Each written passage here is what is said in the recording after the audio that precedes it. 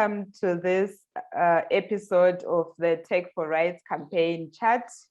As you know, the Center for Human Rights, which is based at the University of Pretoria, has been running with the theme on Tech for Rights from 2020 to 2021. This theme looks at the intersection between technology and human rights, as we as Africans and all over the world, we are interacting with technologies and we are seeing how it has an impact on human rights. So as the center, we took it upon ourselves to focus on this theme so that we can spread the word and do advocacy work and research work as well around the issue of technology and human rights. And in this regard, we have been talking to different stakeholders, civil society, activists, academics, lawyers, students about how they interact with technology and also sharing their understanding of the issue of technology and human rights. And today we are continuing with that conversation. We have an esteemed guest, and our guest is Commissioner Jamesina King, who is the current mandate holder of the African Commission on Human and People's Rights, Special Rapporteur on Freedom of Expression and Access to Information in Africa. And she will be here to share with us very important snippets around this topic. So today we are focusing on the mandate that she represents, which is freedom of expression and access to information. But we will look at that conversation from the digital rights perspective or the digital age perspective. And what is important is that, just to give a big background, the African Commission has this mandate of the Special Rapporteur, whose role is to oversee the implementation of Article 9 of the Charter, which encompasses two very important rights, freedom of expression and access to information. And that mandate has been playing an instrumental role in elaborating the meaning of Article 9 of the Charter. And out of that, very progressive instruments have been developed and adopted by the Commission, which is the guidelines on access to information and elections in Africa. The Commission has also adopted the model law on access to information for Africa. And most recently in 2019, the Commission, under this mechanism, adopted the Declaration of Principles on Freedom of Expression in Africa, which is also a very important elaboration of Article 9. And now we are going to hear from Commissioner King what it entails. So this conversation is not going to look at the other instruments, but we are focusing specifically on the Declaration of Principles on Freedom of Expression.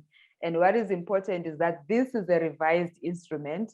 In 2002, the Commission adopted the Declaration of Principles on Freedom of Expression. And then there was, years later, a need to revise that declaration in line with current developments, especially those that have taken place in the internet age and the cyberspace and all that. So there are new things. So now we have a revised one.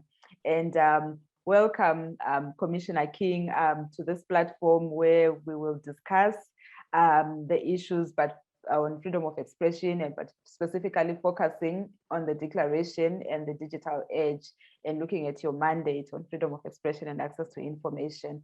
So the idea is to spread the word about this declaration so that people know that it exists, so that people know what it says and know what to do.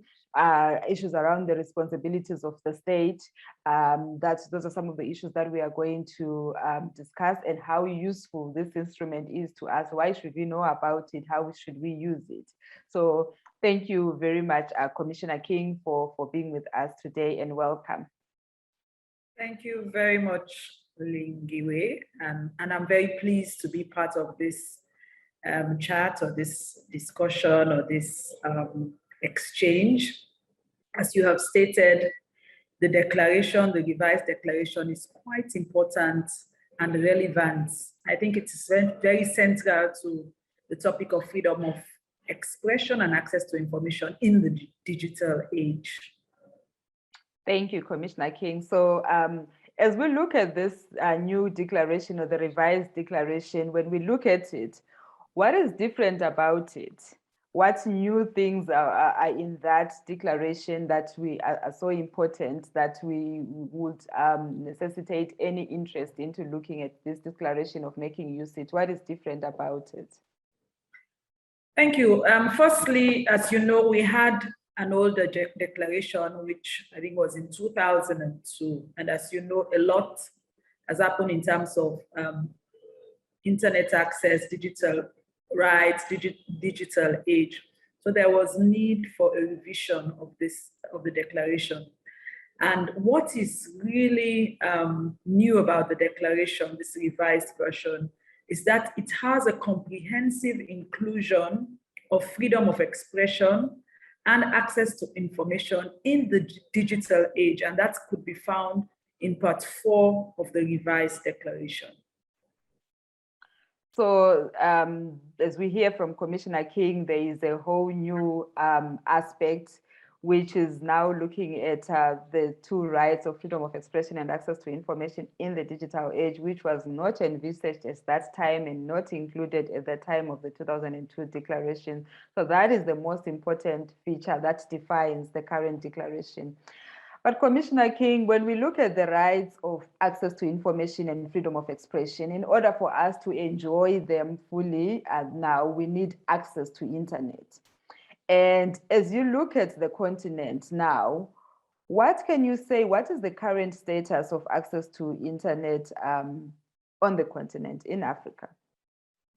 Thank you very much for this question. So true.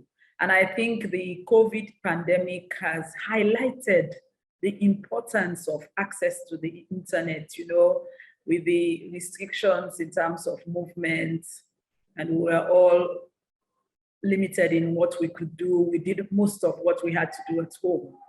And internet was key to all of this. And we see that without internet access, it affects a whole gamut of other rights and freedoms. And Africa has the lowest number of internet connections.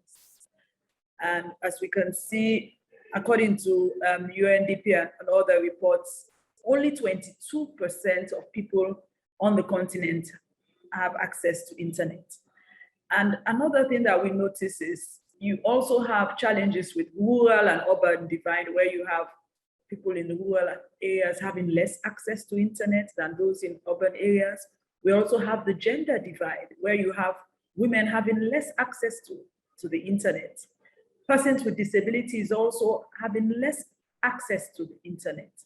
And in particular, this situation where our health has been challenged has, you know, shown, you know, this lack of access, the impact it can have on our lives, on the lives of our children, in terms of, we saw for a good number of months, children had to go to classes online, but you have so many children who cannot afford or have access to internet, and those who can have access to internet, the quality of those internet is even challenged further, which affects even the right to education.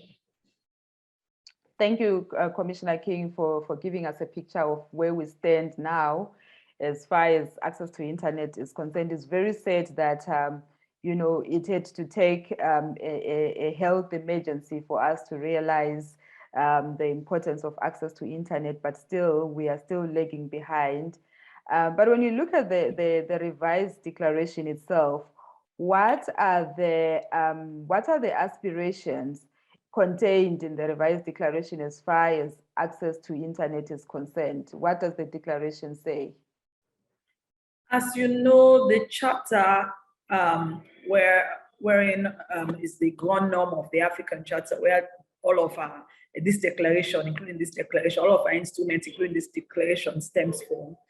The obligation rests with states to give effect to the Charter. So Principle 37 of this revised declaration states that states shall recognize that universal, equitable, affordable, and meaningful access to the internet is necessary for the realization of freedom of expression access to information, and the exercise of other human rights, as I was talking about earlier. Okay, so the responsibility lies on the state. The duty to protect is on the state. The duty to create a conducive environment for the exercise of human rights is on the state. But I want you now, Commissioner King, to give us an indication of these responsibilities. Like, can you be more specific about the responsibilities of state as far as access to internet is concerned? What are states supposed to do? Well, the declaration states that states shall facilitate the right to freedom of expression and access to information online. And online, of course, means access to the internet, and the online and the means necessary to exercise these rights. So they are to ensure that rights to freedom of expression and access to information online and the means necessary to exercise these rights. And for this to be achieved, there has to be access to internet. And the declaration states that the state shall, in cooperation with all relevant stakeholders, adopt laws, policies, and other measures to provide universal, equitable, affordable, and meaningful access to the internet without discrimination. And this includes, but not limited to, developing independent and transparent regulatory mechanisms for effective oversight, improving information and communication technology and internet infrastructure for universal coverage, establishing mechanisms for regulating market competition to support lower pricing and encourage diversity, and this is very crucial, promoting local access initiatives such as community networks for enabling the increased connection of marginalized, unserved, or underserved communities, and facilitating digital literacy skills for inclusive and autonomous use. So if we want to move from access to the internet at 22%, which states should do, they need to undertake these measures, these obligations as stated in the declaration.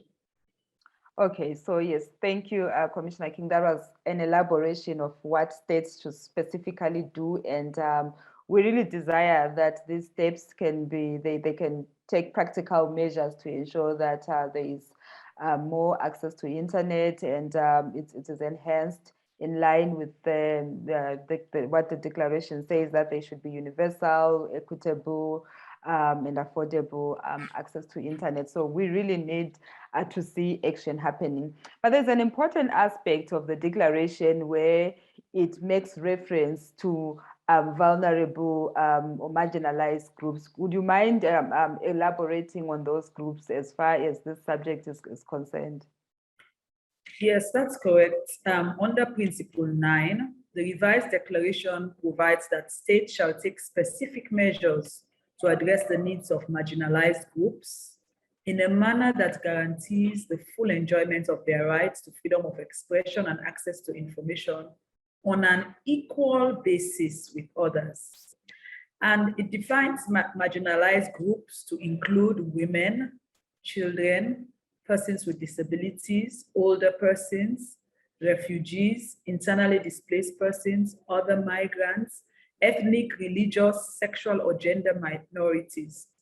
And it says specifically on access to internet that in providing access to the internet, states shall take specific measures to ensure that marginalized groups have effective exercise of their rights online.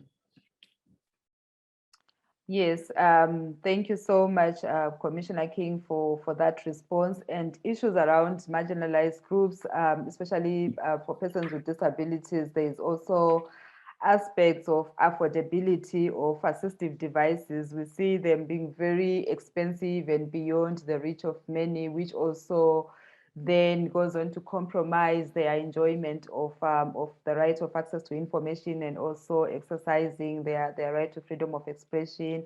And women also face their unique challenges as well. There are issues around the violence against women extending to the online space, and also the digital divide. It manifests within the context of gender, and we see how women are disadvantaged in that area. But I wanted us to touch now on the issue of another special group, which is that of children.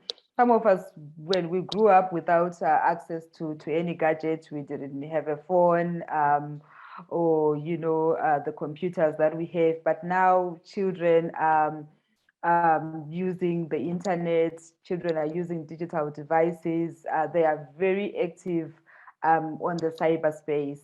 And my question to you, Commissioner King, is that now, when we look at this revised declaration, what is its position regarding children? Well, you're quite right. Children these days are very tech savvy, much more savvy than us adults. And the declaration specifically deals with children.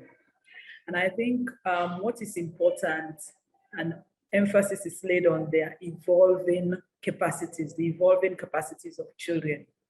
In Principle 9, it states that states shall recognize and respect the evolving capacities of children and shall take measures that enable children, including adolescents, to exercise the rights of freedom of expression and access to information. And in all such actions, the best interest of the child shall be a primary consideration.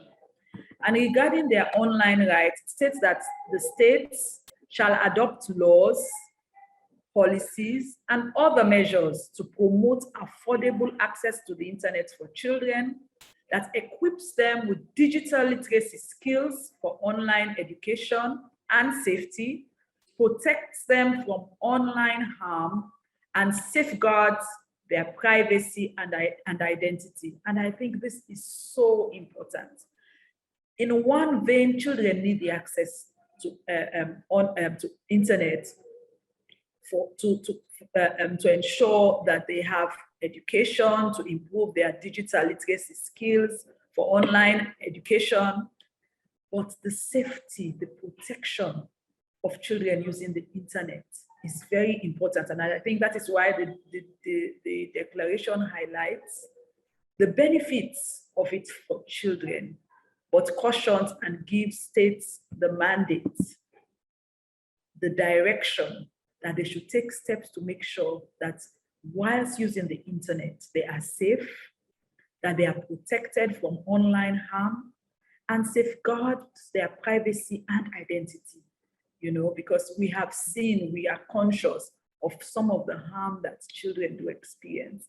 And sometimes it is more harm, in terms of if proper facilities, if proper laws, if proper policies, if proper supervision is not taken to ensure that children that the internet space is a safe space for them. So I think states have a responsibility to children and even parents and teachers to ensure that children are equipped and are safe on the internet space. Yes, children are a very special group, and also the issues around vulnerability arise when we consider their use of the gadgets or their activities on the internet. And I like the fact that you raise issues around the evolving capacities of children, which is a very important concept when we look at children's rights, and also issues around the parents, the guardians, the teachers.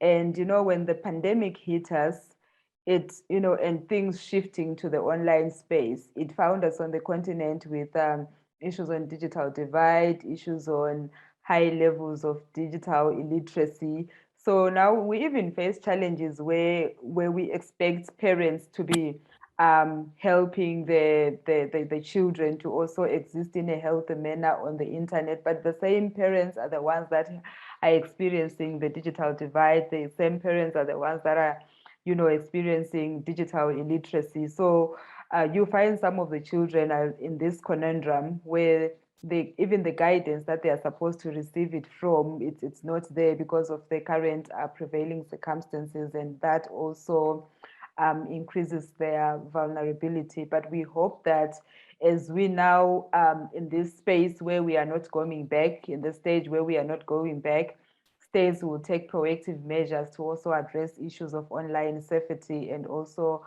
access to internet for children, and begin to address issues of privacy as well. So yes, as we continue, Commissioner King, looking at if I can also add one more thing, I think it's also important for states when we talk about online harm, because this is very general, but they must also be aware and have a multi-sectoral approach to make sure that children using the internet are protected from sexual exploitation and cyberbullying. I think that is so important. And to do so, they also need to, not be so scared of this harm that they take the access away from children, but just ensure that the environment is safe, they are protected, and if at all violation or abuse occurs, they have the mechanism to address them and provide redress and support for those children affected. Thank you. Yes, I think also there is need to raise awareness on that particular area of violence against children online. There are different forms of violence, like you are mentioning, the issue of cyberbullying, the issue of sexual exploitation, child grooming, and all that. And I think the awareness has to be raised at different levels, like from the children themselves, from the parents themselves, to also help identify and also educate the children. So we need to also educate the parents so that they're in a position to also identify the harms and also help their children to exist in a healthy manner online. But of course, we need a very important area, which is access to remedies. And as we look at our legal systems now, I think there is a lot of capacity building that is required for the judiciary, for the lawyers, for the law enforcement, because these are very important stakeholders when you're looking at the area of access to justice. And I guess absolutely. Yes. And institutions such as the African Commission, I think, has to also develop further specific measures for specific groups arising out of the declaration. We can expand on what the declaration has already done to provide even more guidance in this area. But as we continue looking at and understanding what the declaration entails, there is this unfortunate phenomenon which is happening on the continent now, which we are witnessing every time, and that is on network disruptions, internet shutdowns. We have seen that happening in the Gambia, in Zambia, in Ethiopia, in Zimbabwe, during the time of elections. Sometimes it's response to civil protests, and the state seems to be taking it as an immediate response to in such situations. And Commissioner King, when we look at this issue of internet shutdowns that we see happening on the continent, I understand the declaration says something about these shutdowns, although they are continuing, but there's guidance from the Commission. What does the Commission say through its declaration around the issue of internet shutdowns and network disruptions? Thank you. I think this is a very important question because this is one of the challenges the Commission faces, particularly my mandate as Special Rapporteur. Quite lately, we've been having to write letters of urgent appeal regarding internet shutdowns. And the declaration is not silent on this. It provides that universal, equitable, affordable, and meaningful access to the internet should not be undermined unnecessarily, and states shall not interfere with the right of individuals to seek, receive, and impart information through any means of communication and digital technologies, through measures such as removal, which we see happening, removal, blocking, or filtering of content, unless such interference is justifiable and compatible with international human rights law and standards. As we know, this right is not an unlimited right, but it has to be guaranteed in such a way to facilitate the enjoyment of it rather than hindering access and or rather than denying people this right. So states, in terms of internet shutdown, a lot of these shutdowns that we have seen, they are not necessary. And we see it most, as you have said, during conflict situations, during elections, even during this COVID pandemic. And I think the times people most need the internet, that is when they cannot use the internet. And it creates a lot of unnecessary discomfort and violations across the continent. And so the declaration specifically addresses states that they should not. And if at all, it has to be done. The interference has to be justifiable and compatible with international human rights law and standards. And specifically, the declaration further states that states shall not engage in or condone any disruption of access to the internet and other digital technologies for segments of the public or an entire population. So you find that probably they would not shut down the whole internet across the country, but they will shut down areas where they think there is some resistance or some opposition or something, you know. So it is saying you are not, and you cannot do that. You cannot do that. You will be in violation if you do that. It has to be justifiable and within the law and what is required in a democratic society as provided in international standards. And for a legitimate aim, and that's why I say it has to be justifiable, legitimate aim.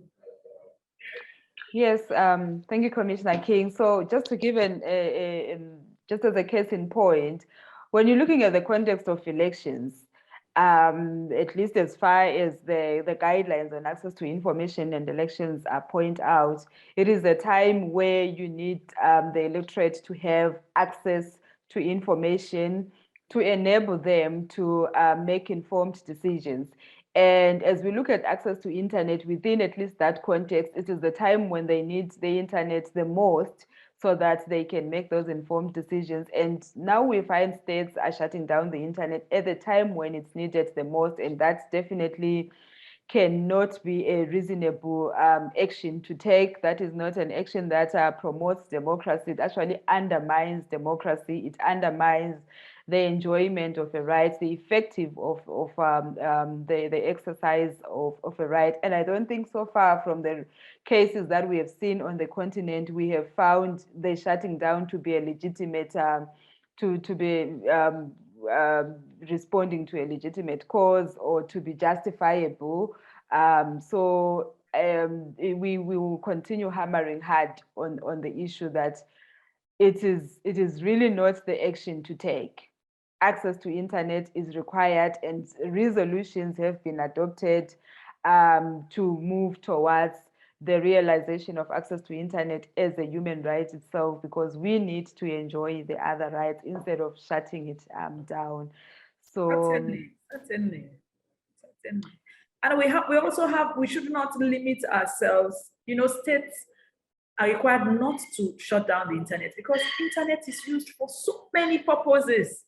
Yes, to promote democracy and governance is one legitimate purpose, but we also need the internet for business. We need the internet for health reasons. There are cases in which hospitals are conducting operation using the internet. They have access to other hospitals and they're giving them directions via the internet.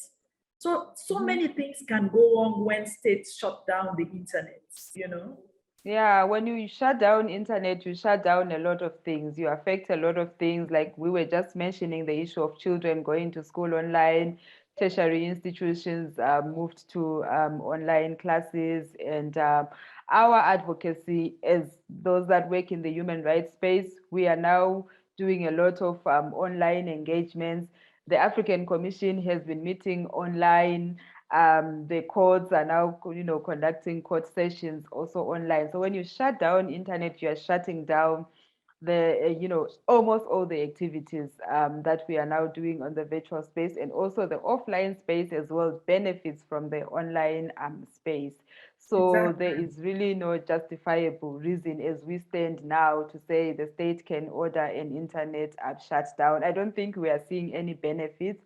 Actually, we are seeing more harm if we shut down the internet, and I'm glad that we are on the same page, Commissioner, around this area, that this is the position that states should take. What they are currently doing now is in violation of human rights and against international law and standards. So there is another new aspect which is on the declaration, and that is around content moderation. And Commissioner, what are the conditions that the declaration set out as far as removal of online content is concerned by internet intermediaries? I think the public would want to know what the Commission, the kind of guidance that it offers in this particular area, as we are seeing that we are using a lot of social media.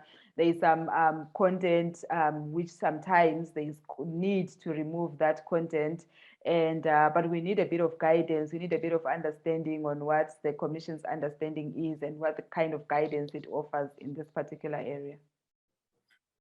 In this particular area, the declaration offers guidance to states, and it states that they shall not require the removal of online content by internet intermediaries unless such requests are clear and unambiguous. That's the request for such removal. They are clear, they have to be clear and unambiguous. They have to be imposed by an independent and impartial judicial authority subject to sub-principle 5, and they have to be subject to due process safeguards, justifiable and compatible with international human rights law and standards, and implemented through a transparent process that allows a right of appeal. So in actual fact, the declaration recognizes that there may be times when removal of certain content online may be necessary, but the state cannot just order such a removal. It has to go through a process. And these are the guidance offered by the declaration, that the requests have to be clear and ambiguous. There must be an independent, impartial judicial authority. It has to be subject to due process safeguards, compatible with international and human rights law and standards. And it must be transparent. It must be implemented through a transparent process, and there must be a right of appeal within that process. Yes, thank you, Commissioner King. I think you have given us a very elaborate breakdown of the new aspects that we find in the revised declaration, which were not in the 2002 declaration. You have spoken about the status of access to internet on the continent. You have spoken about what the declaration says as far as marginalized and vulnerable groups are concerned. You have also taken us through what the responsibilities of the state are when it comes to these different aspects, including access to internet. And now you made very strong points on internet shutdowns, and also this very new area, but important, on content moderation. But there is another expectation on the state, which is brought by the African Charter under Article 62, which is now on state reporting, where the Charter says after every 2 years, a state should, through its periodic report to the African Commission what measures it has taken to give effect to the rights that are contained in the African Charter. And when we look at this declaration also, there is an expectation that as states present their periodic report to the African Commission, they also indicate what measures they have taken to give effect to these, actualize these principles that are contained in the declaration. And my question to you, Commissioner King, is that as you have been reviewing the reports submitted to the Commission of late, what can you say about the state's compliance with these provisions? Are states, as you are looking at the report and engaging the state parties, are states complying with these requirements of the declaration? Where are they now, and what advice or guidance or further guidance can you give them? What can you reiterate, or what can you emphasize? Maybe you can start with what the position is with regards to compliance and provide guidance. Thank you. As you said, Article 62 requires states to report every 2 years to the Commission on the steps that they have taken to give effect to the rights guaranteed in the Charter. And Article 9 is one of them, on freedom of expression and access to information. And you know, these declaration, these soft law instruments that the Commission has adopted is to help states know what standards are required of them, what measures they need to put in place, so that when they do prepare their reports, they can report on the specific measures that they have taken, what is expected. So the declaration sets out what is expected of states, particularly in relation to freedom of expression and access to information online, which is the theme of our discussion today. And before, you would say they did not have much guidance because the 2002 declaration didn't have much of this. But with the 2019 declaration, they have more guidance, more information about what they need to do, be it law, be it legislative, administrative, budgetary, all of the things that they need to do. I must say states have been complying. They have been complying whenever they are reporting they're filing their report, and we are having an engagement, because besides filing a report on what they have done to give effect, they also have a constructive dialogue. They present, states representatives present themselves to the Commission for us to have a constructive dialogue, so that we know best practices, we know their challenges, and we are able to prefer recommendations at the end of the exercise, which states are obligated to implement and report back on implementation. So states have been reporting, but there's so much more that they have to do in relation to online access in terms of freedom of expression and access to information. And I think it is up to us, even as a commission, we need to popularize this declaration. It is important that they know. And it will surprise you that sometimes states do not know. Sometimes those who are in charge, you know, within government, they move officials. So maybe an official know about it, or an official must have received the declaration, but maybe the next person replacing that official may not know. So it's important that we have regular awareness raising about these issues, about the guidelines, as well as not only by states, but national human rights institutions who advise government on human rights, who monitor government compliance on human rights. They should know about it. Parliaments of different states should know about it. And then civil society organizations should also help us raise awareness about these guidelines. But importantly, during this state reporting exercise, civil society organizations are at liberty to provide us with information on how the states have been giving effect to Article 9, giving effect to access to information and freedom of expression online. Because again, if we do not know, then it's difficult for us, for that engagement to be as fruitful as we want it. So I think it's incumbent on all of us, on the Commission, on its partners and stakeholders, but particularly the states, to be informed, to take steps, and to be able to report on these steps. Because if we can share best practices, then other states will be able to say, oh yes, this state has done it this way, and they're guaranteeing access. So I can also take that mode and guarantee access to my population. So I think it's important that they comply with this reporting requirement, but they comply with enough information and enough, where challenges are, they should come up with it and let us know.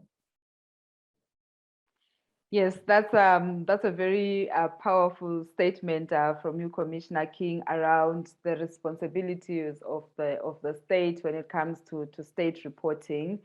Just to restate that, there's a requirement to report on these issues to state where a state is as far as these areas that we are talking about and other human rights issues are concerned, and come before the Commission with the information and where they are facing challenges, also to indicate those challenges and have. So the state reporting process is a dialogue between the Commission and the state, where the Commission also acknowledges what the state has done and also is there to offer the guidance and make recommendations through its concluding observations as well. But most importantly, just to state that the Commission works with states, but it also works with civil society, and the civil society is a very important stakeholder in the work of the Commission. And in this process of state reporting, to emphasize that there is room for participation by the civil society, especially in the area of presenting or submitting shadow reports. Right now, we have the reports of Benin, Seychelles, Eswatini, Kenya, Namibia that have been submitted before the Commission. They are already there on the African Commission on Human and People's Rights website. This is an opportunity for the civil society to provide alternative reports or shadow reports to the African Commission. And we look forward to the participation of the civil society to say, in the Kingdom of Eswatini, for example, there is a bill on cyber crimes and computer crimes. This is the likely impact that is going to have on freedom of expression, and bring to the attention of the Commission such challenges. That helps the Commission to engage with the state. And we look at Namibia, the access to information law. Has it been, what is the position? Does it match the standards set by the Commission in line with the model law on access to information, or does it match the standards that are elaborated in the Declaration of Principles on Freedom of Expression? And we look at Seychelles and also how it has fared in the area of digital rights, and present these issues in the appropriate time to the African Commission, so that the Special Rapporteur, when they assess the compliance of the state, they can also have more information which will help in also promoting meaningful engagement with the states. So that was just to restate the position or the contribution that the civil society can make in this state reporting. And as you have indicated, Commissioner, that although states are reporting, so much more could be done, so much more. There's a lot of effort that is still required on the states. And I hope as we go forward, as we popularize the declaration, there will be more focus on the issues of the online space as they are reporting. Any parting words from you, Commissioner King, on this conversation that we've had? If you have any things that you want to re-emphasize, restate, or reiterate. Well, I first of all want to thank you for this conversation. I think it has been very useful and helpful, and I hope that we would have more engagement and more states, more civil society, more national human rights institutions promoting, the Commission's declaration on freedom of expression and access to information, and to emphasize that the rights that are protected offline, they are protected online in the same way and using the same standards. You know, because as we say, the motto of the Commission is human rights, human and people's rights. They are, we have a collective responsibility. We all have a role to play. Mm-hmm. It is our collective responsibility. We should not relent. It's a journey. We are never there. Even democracies which we think are quite advanced, they all have challenges. So it's a continuous journey of advocating, of monitoring, of assessing where we are, and to do more to ensure that the rights guaranteed in the Charter are enjoyed and fulfilled.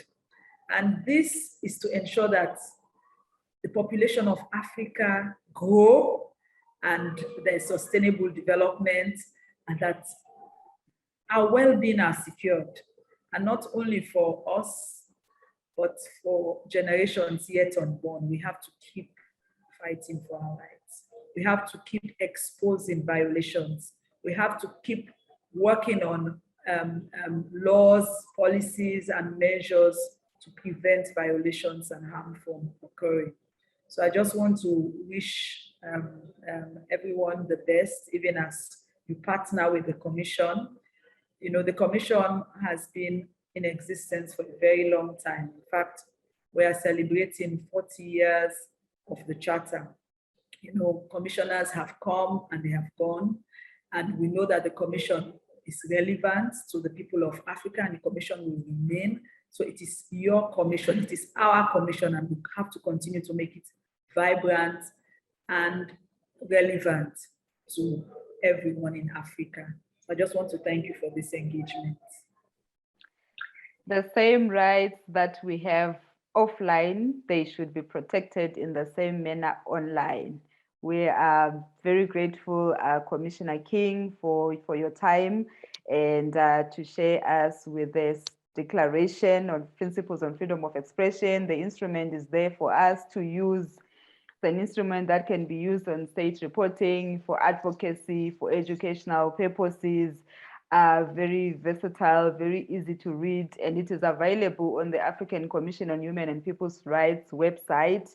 You will find it in English, you'll find it in French, in Arabic, and in Portuguese, all the 4 working languages of the African Union. Us, as the Center for Human Rights, will also have them on our platforms. You can engage with the instruments and use them in the space where you are. Thank you very much, Commissioner King, for your time. We really appreciate it.